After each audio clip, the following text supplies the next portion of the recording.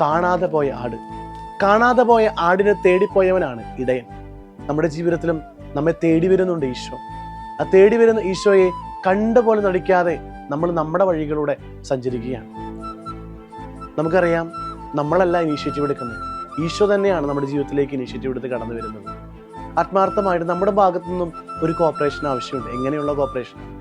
ആത്മാർത്ഥമായിട്ട് ദൈവം നമ്മളെ വിളിക്കുമ്പോൾ, നമ്മൾ പടുകുഴിയിൽ വീണ് കിടക്കുമ്പോഴാണ് ഈശോ നമ്മളെ കരങ്ങൾ ഉയർത്തി, മോനെ നീ കടന്നു വായോ, എന്നെ ഞാൻ രക്ഷിക്കാമെന്ന് പറഞ്ഞ് വിളിക്കുന്നത്.